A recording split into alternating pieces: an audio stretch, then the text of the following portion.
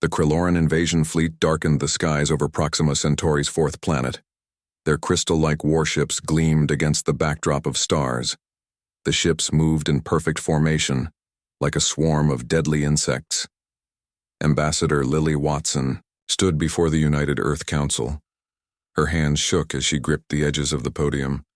The room was silent, except for the soft hum of the air systems. "They've taken 3 more colonies in the Outer Rim," she said. Her voice cracked slightly. "New Seattle fell yesterday. Proxima Station is under siege. The Alliance forces are retreating across all fronts." The council members sat around a large oval table. Their faces showed various stages of fear and despair. Some stared blankly at the table. Others whispered to each other in hushed tones. General Frank Miller studied the large display on the wall. Red markers showed destroyed human outposts. Blue markers showed the few remaining human strongholds. The red vastly outnumbered the blue. At 62, Frank had fought in many wars. His face was lined with age and experience. His gray hair was cut short in military style. But even he had never seen anything like this systematic destruction of human colonies. "How many ships do we have left?" he asked. His voice was steady, despite the dread building in his chest. Commander Susan Bell tapped rapidly on her tablet.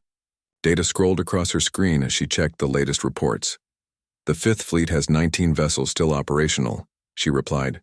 "The 3rd and 8th are at 30% capacity. We've lost contact with the 2nd Fleet entirely." Susan was young for her rank, only 38. Her brown hair was pulled back in a tight bun. Dark circles under her eyes showed she hadn't slept in days. The council chamber fell silent again. Earth had never faced an enemy like the Krelloran. They were a hive-minded species with technology centuries beyond human understanding. Their plasma weapons tore through Alliance shields like paper. Their quantum drives allowed them to appear and disappear without warning. Their neural disruptors turned allied species against each other. "We need a new strategy," said Admiral Paul Grant. At 47, he was the youngest member of the council. "Conventional tactics aren't working against them. We need to try something different." Lily shook her head. The Alturians attempted negotiation. Their entire diplomatic corps was vaporized. The Drazari tried surrendering. Their home world is now a mining colony. The Krelloran don't want peace, they want resources and slaves. Frank pointed to a small sector near the Perseus arm on the display. "What about the 117th Battalion?" The room grew tense. Everyone knew about the 117th. Known informally as the Helljumpers. They represented humanity's most dangerous weapon. Soldiers enhanced with experimental technology and trained in conditions that killed 30% of recruits. Susan hesitated. "Sir, they're not exactly stable. The neural augmentations, I know the risks," Frank interrupted, "but they were created for exactly this situation. When conventional warfare fails, we need unconventional warriors." President Carol Hayes had been silently watching the discussion. As the elected leader of the United Earth government, her word was final in matters of planetary defense. She was in her 60s, with silver hair and piercing blue eyes that showed both wisdom and weariness. "How long would it take to deploy them?" she asked. 24 hours to wake them from cryosleep," Susan replied. "Another 12 for equipment prep and briefing." "And what are our projections if we don't deploy them?" Carol asked. Admiral Grant pulled up a new simulation on the display. "At current rates, the Krelloran will reach Mars within 2 weeks. Earth within a month." Carol nodded slowly. "And if we do deploy the 117th? Best case scenario, they disrupt the Krelloran command structure and buy us time to evacuate more colonies," Frank said. "Worst case, we lose 48 enhanced soldiers and are in the same position we're in now." "Those aren't soldiers," Lily corrected quietly. "They're weapons in human form. What we did to them—" She trailed off, unable to finish the thought. Carol stood up. The room fell completely silent. Everyone knew what was at stake. "Deploy them," she ordered. "All of them. And God help us all." Frank immediately moved to a secure communication terminal. He input his authorization codes and connected to a hidden facility on Luna, Earth's moon. Major Keith Burton's face appeared on the screen. Keith was a hard-faced man in his 40s who oversaw the 117th program. "General Miller," he said, standing straighter. "This is unexpected." "Wake them up, Keith," Frank ordered. "All of them." Keith's eyes widened slightly. "Sir, you understand what you're asking? Once we wake them, there's no putting them back to sleep. The psychological evaluations after their last deployment were concerning." "I know what I'm asking," Frank replied grimly. "The Krelleran have taken the Outer Rim. They'll reach Sol system within weeks. The 117th is our last option." Keith nodded slowly. "I'll begin revival procedures immediately.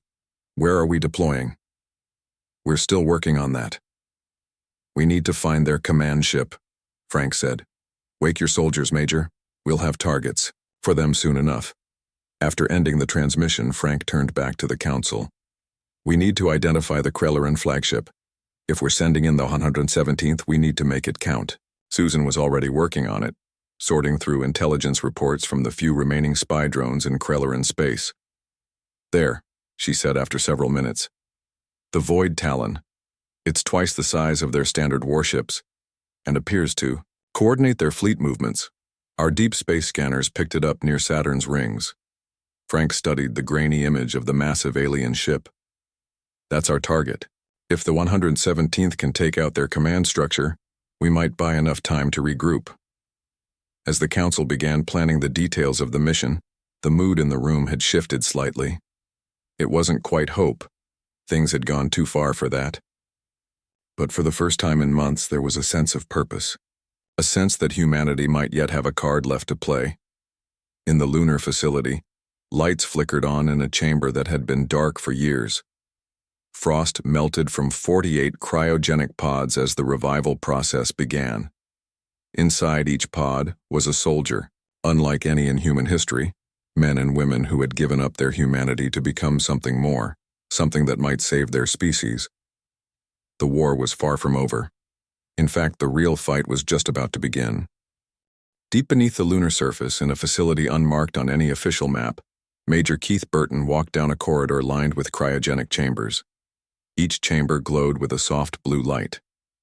Inside each one was a soldier of the 117th Battalion, men and women who had volunteered for a program that pushed beyond the boundaries of what humans were meant to become. Keith's footsteps echoed in the silent hallway. He paused at a control panel and pressed his palm against the scanner. The computer recognized him and displayed the revival options. "Wake them," he ordered, his voice echoing in the sterile chamber. Lieutenant Maria Cruz stood beside him. She was the battalion's medical officer, a small woman with steady hands and sharp eyes. She looked concerned as she input the sequence. "Sir, full awakening will take 24 hours, she said. "Their augmentations need time to synchronize. If we rush it—" "We don't have 24 hours, Keith interrupted. "The Krelleran will reach Saturn's moons by then. Do it in 12. Maria's eyes widened.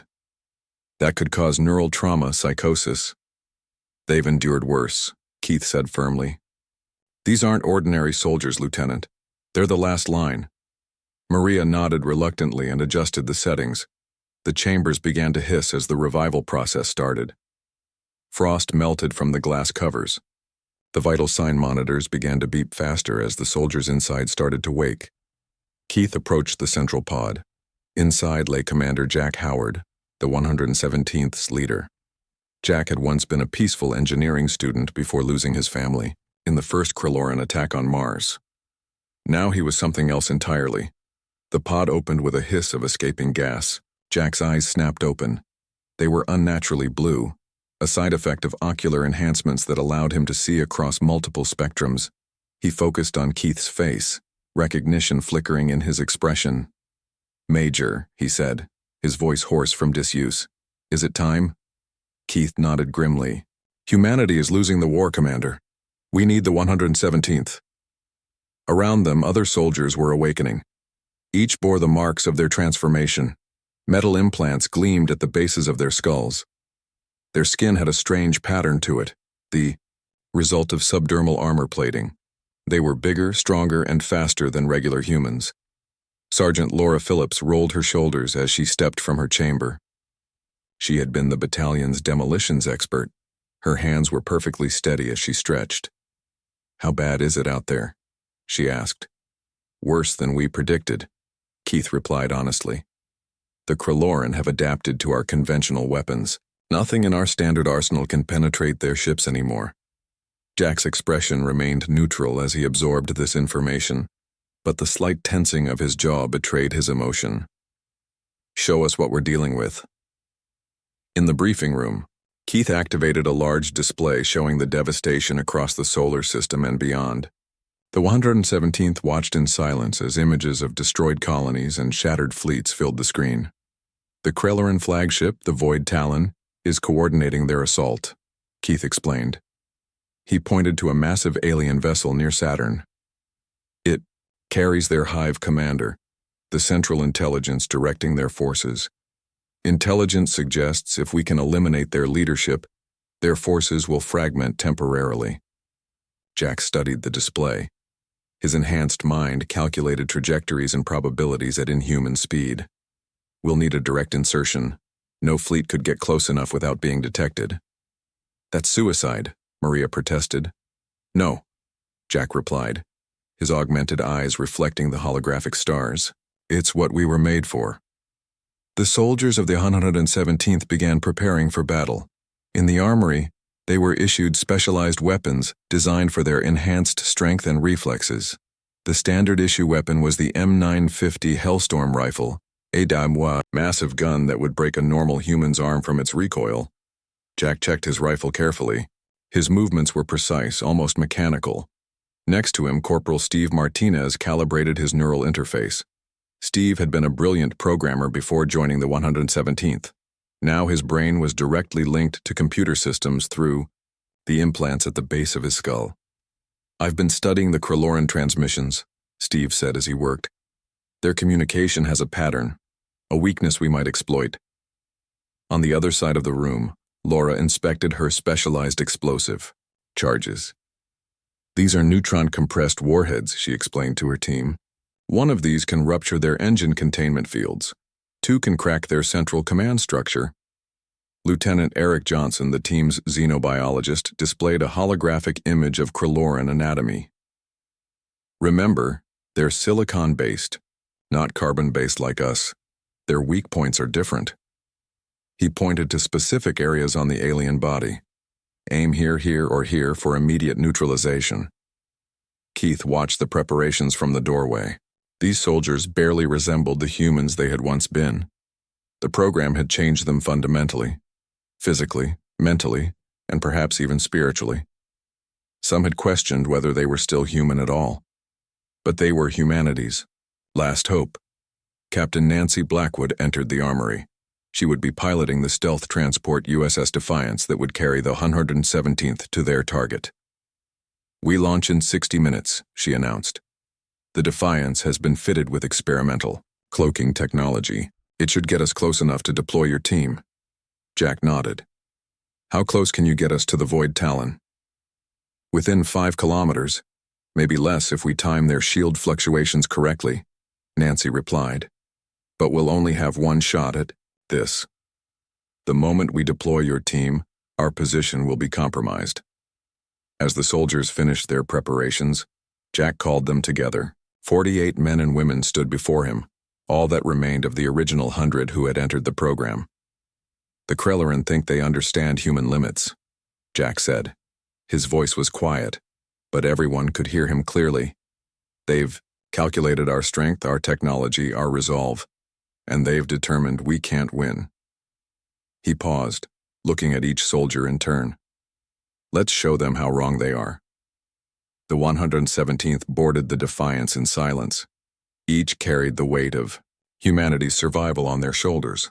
As the ship's engines powered up, Jack took one last look at the lunar base through the viewport. It would likely be the last time any of them saw a human outpost intact. The Defiance rose from the lunar surface and accelerated into space, its cloaking technology rendering it invisible to conventional sensors. Inside, the enhanced soldiers of the 117th prepared for what might be humanity's final battle. The hunt for the Void Talon had begun. The stealth transport USS Defiance moved silently through space. It passed through the debris field that had once been Saturn's outer rings. The ship's experimental cloaking technology made it invisible to Kryloran sensors. Inside, the 48 soldiers of the 117th Battalion made final preparations for their mission. Captain Nancy Blackwood sat at the controls, her eyes fixed on the sensor displays. Several Kryloran patrol ships moved nearby, their search patterns becoming more frequent. Their sensor sweeps are getting more frequent, she said quietly. I don't think they've detected us yet, but they know something's here. Jack Howard checked his M950 Hellstorm rifle one last time. The weapon was massive, designed specifically for the enhanced strength and reflexes of the 117th. Its ammunition could punch through materials that would stop normal bullets. How close can you get us to the Void Talon? He asked. Nancy studied her displays. The massive Kryloran flagship loomed ahead, its crystal-like structure gleaming against the darkness of space. Within 5 kilometers, maybe less if we time their shield fluctuations correctly, she replied. But we'll only have one shot at this. The moment we deploy your team, our position will be compromised. Across the hold, Sergeant Laura Phillips distributed specialized charges to her demolition team. The devices were small but incredibly powerful. These are neutron-compressed warheads, she explained. One of these can rupture their engine containment fields. 2 can crack their central command structure. The soldiers listened carefully. Each understood that the success of this mission might determine the survival of the human race. Corporal Steve Martinez looked up from his neural interface terminal. The computer systems in the ship linked directly to the implants in his brain, allowing him to process data at incredible speeds. I've been studying their transmission patterns, he said. There's a cyclic variance every 83 seconds, might be when they shift their quantum encryption. If we time our approach to that window, we might buy ourselves an extra minute before they detect us.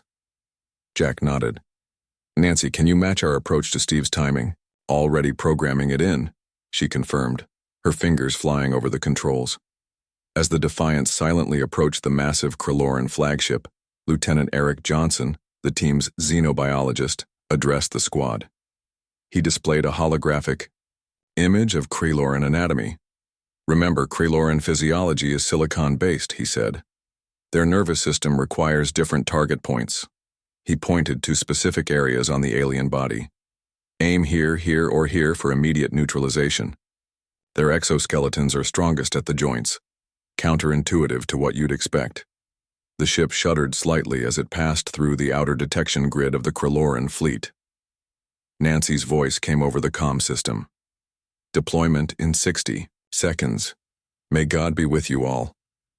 Jack looked around at his team, men and women who had sacrificed their humanity to become something more, something that might save their species. Some checked their weapons one last time. Others sat in silence, mentally preparing for what was to come. The Kryloran think they understand human limits, Jack said. They've calculated our strength, our technology, our resolve, and they've determined we can't win. A rare smile crossed his face. Let's show them how wrong they are. The deployment bay doors opened to the vacuum of space. The 117th launched themselves out, their specialized armor allowing them to navigate the void. Their neural implants coordinated their movements with machine precision, keeping the team in perfect formation as they moved toward the Void Talon. They were halfway to the massive alien ship when alarms suddenly blared across the Kryloran fleet. Lights flashed on the enemy vessels. Weapon systems began to power up. They've spotted us, Laura said through the neural link that connected all members of the 117th. Keep moving, Jack ordered. We're too close to turn back now. The Kryloran ships began firing energy weapons. Beams of intense light cut through space, narrowly missing the human soldiers. Their enhanced reflexes allowed them to dodge most of the attacks, but not all. Private Ryan Cooper cried out as a beam grazed his leg, burning through his armor. Two other soldiers moved to support him, never breaking formation. "Stay focused," Jack commanded. "We're almost there." The surface of the void talon loomed before them, its crystalline structure glittering with internal lights. Up close, they could see that what had appeared solid from a distance was actually filled with gaps and openings, access points for Kryloran ships. "There," Steve said, highlighting an entry point on their shared neural display. "That opening leads to a maintenance tunnel. It should take us inside without triggering their internal defenses."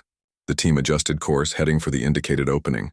Kryloran defenders had begun to emerge from the ship, insect-like creatures in space armor. They fired strange weapons that released clouds of microscopic machines, tiny robots programmed to tear apart anything not Kryloran. "Nanoswarm," Eric warned. "Don't let it touch your armor."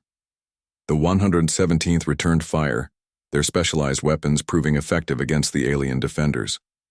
Jack led the charge, his rifle cutting down 3 Kryloran with precise shots to their vulnerable points. Laura and her team moved to the side, providing covering fire as the rest of the squad headed for the opening.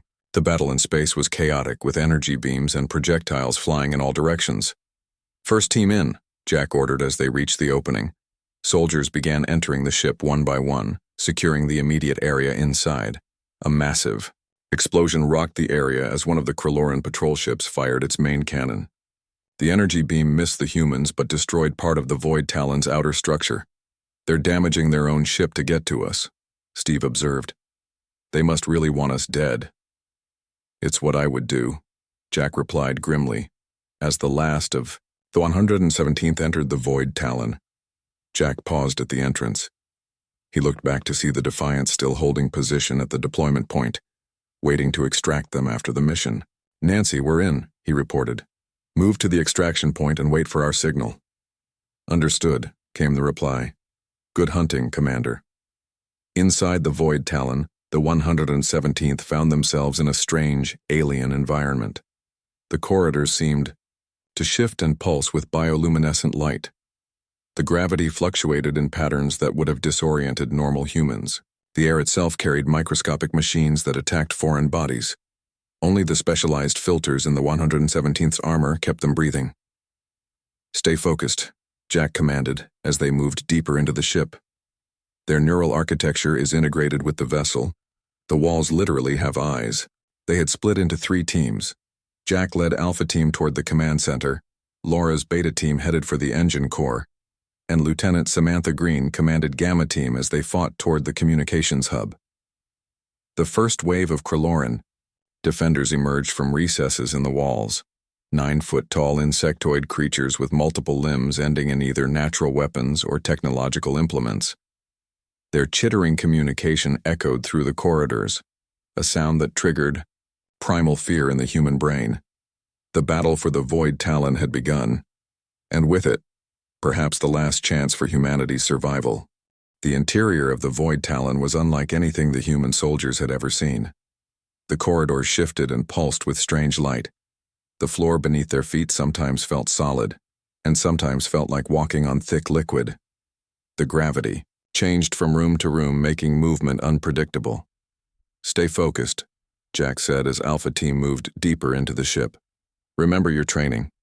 The walls themselves seemed alive, with patterns of light moving across surfaces that looked like a mix of metal and living tissue.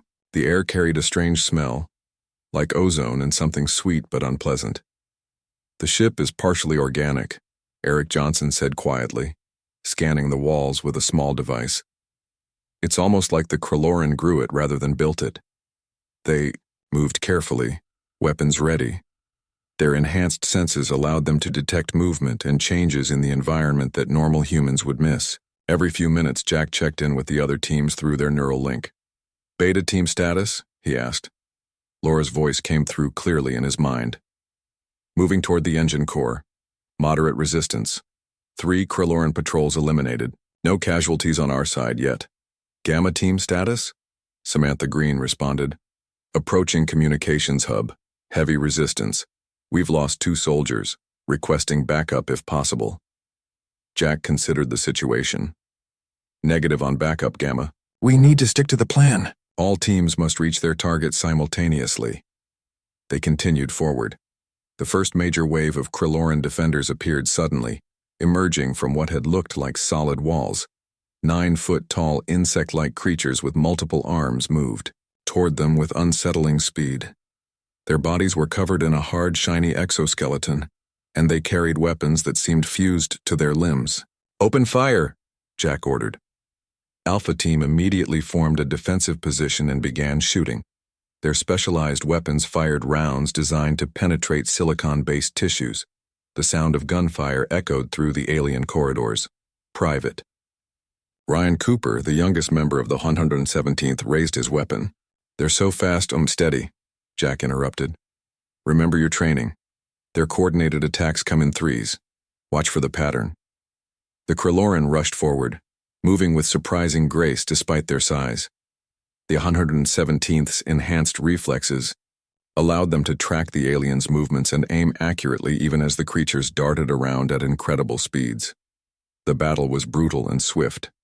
3 humans fell in the initial exchange, but the Krylloran lost dozens. What the aliens hadn't anticipated was how the neural augmentations allowed the humans to communicate and coordinate almost instantaneously, matching the hive mind advantage that had made the Krylloran so formidable. As they pushed deeper, they encountered increasingly sophisticated defenses. Strange fields of energy appeared in corridors, forcing them to find alternative routes. Gravitational traps that could crush standard humans were avoided thanks to the team's enhanced reflexes. Some corridors filled with gas that would have killed normal soldiers, but the 117th's augmented lungs could filter out the toxins. Through the neural link, Jack received updates from the other teams. They were all facing heavy resistance but making progress toward their objectives. "Charges set," Laura reported from the engine core. "We have 8 minutes before detonation." In the communications hub, Samantha's team worked to disrupt the Kryllorans' connection to their fleet. "We've identified the quantum frequency they're using," she reported, "uploading a virus that should scramble their coordination for at least 15 minutes. Jack acknowledged both reports as his team fought their way toward the central chamber. They had lost nearly half their forces, but they were close. So close to the hive commander. The doors to the central chamber were massive structures of living metal that actively resisted their attempts to breach them. They seemed to heal themselves whenever the soldiers tried to cut through. "Laura," Jack called through the neural link. "We need one of your special packages here." "Already on it," she replied, and one of her team members sprinted through the corridors, dodging Krylloran defenders to deliver a specialized charge. As they prepared to breach the door, Steve suddenly stiffened. His eyes widened, and he grabbed his head in pain. They're in the system," he gasped. "They're trying to hack our neural links." Several soldiers dropped to their knees, clutching their heads as the Krylloran attempted to turn their own augmentations against them. Jack felt the pressure in his own mind. Alien thoughts pushing against his consciousness, trying to take control. "Activate protocol firewall," he shouted. Each soldier pressed a sequence on their wrist controls, sending a controlled electromagnetic pulse through their neural systems. The pulse would temporarily disable some of their augmentations but would purge the alien intrusion. The pain was excruciating. Jack felt like his skull might split open. But it worked. The alien presence receded from their minds, leaving them momentarily disoriented but still in control. As they regained their composure, the demolitions expert arrived with the special charge. He quickly placed it on the massive door and activated it. "Everyone back," Jack ordered. They retreated to a safe distance as the charge detonated. Instead of an explosion, there was a strange implosion. The door seemed to fold in on itself, melting away rather than blasting apart. Beyond lay the hive commander's chamber, a vast domed room with a pulsing light at its center. And there, connected to the ship through countless glowing tubes and wires, was the hive commander itself. The creature was 3 times larger than the other Krylloran, with more limbs and a larger head with multiple eyes. Its exoskeleton gleamed with an oily rainbow sheen. As it turned toward the humans, Jack felt a wave of pure hatred wash over his mind. So, the hive commander communicated directly into their thoughts. The prey comes willingly to the predator. The voice in their heads was cold and alien, filled with contempt and certainty. Your species has been calculated, the creature projected into their minds. Your biological and technological limitations are known. Your defeat is not just probable, it is certain. Jack stepped forward, his Hellstorm rifle aimed at the creature's central mass. You made one critical error in your calculations. Impossible, the Hive commander responded. We have studied every aspect of human capability. You measured our ships, our weapons, our conventional forces, Jack agreed. But you failed to measure our resolve. The remaining soldiers of Alpha Team formed a semicircle, each targeting a different vital point of the massive alien. Laura's voice came through the neural link. Charges are counting down. 4 minutes until this whole ship becomes a memory. The Hive commander must have intercepted this thought, because its posture changed. It rose to its full height, towering over the humans. Destroy this vessel and another will take its place, it said. I am but one node in an endless network. The Krylloran have consumed 1,000 worlds. Yours is merely the next. Jack tightened his grip on his weapon. Maybe, he acknowledged. But not today. The final confrontation was about to begin. The Hive commander rose to its full height in the center of the chamber. It towered over the human soldiers, its many limbs moving in strange patterns. The room pulsed with energy as the living ship responded to its master's anger. Jack and his remaining team members stood their ground. Their weapons were aimed at the massive alien, each targeting a different vital point. Your species has been calculated, the creature projected into their minds. Your biological and technological limitations are known. Your defeat is not just probable, it is certain. Jack stepped forward, his Hellstorm rifle aimed at the creature's central mass. You made one critical error in your calculations. Impossible, the Hive commander responded. We have studied every aspect of human capability. You measured our ships, our weapons, our conventional forces, Jack agreed. But you failed to measure our resolve. Laura's voice came through the neural link. Charges are counting down. 4 minutes until this whole ship becomes a memory. The Hive commander must have intercepted this thought, because its posture changed. Destroy this vessel, and another will take its place. I am but one node in an endless network. The Krylloran have consumed 1,000 worlds. Yours is merely the next. Maybe, Jack acknowledged, but not today. The attack came from all sides at once. The Hive commander unleashed a wave of psychic energy that hit the humans like a physical force. Several soldiers staggered backward. 2 collapsed immediately, blood leaking from their noses and ears as their brains were overwhelmed. At the same time, defensive systems in the chamber activated. Energy beams shot from the walls. Parts of the floor rose up to form barriers or dropped away completely, creating pitfalls. Spread out, Jack ordered. Multiple attack vectors. The remaining soldiers moved with enhanced speed, firing as they went. Their specialized ammunition punched through the Hive commander's thick exoskeleton, causing it to shriek, a sound that vibrated through their bones. It lashed out with appendages that moved faster than the eye could track. One soldier was impaled, through the chest. Another was thrown against the wall with enough force to crack her armor. But they kept coming. Their neural implants allowed them to coordinate perfectly, attacking from different angles, never getting in each other's way.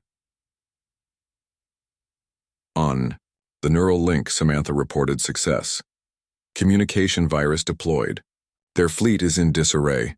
The Hive commander shrieked again, a sound of rage and frustration. It released another psychic attack, even more powerful than the first. Jack felt like his head might explode, but his augmented brain withstood the assault. 2 minutes to detonation, Laura reported. Her voice sounded strained. We're falling back to the extraction point, fighting through renewed Krylloran resistance. Jack emptied his rifle into the Hive commander, targeting the spots Eric had identified as vital.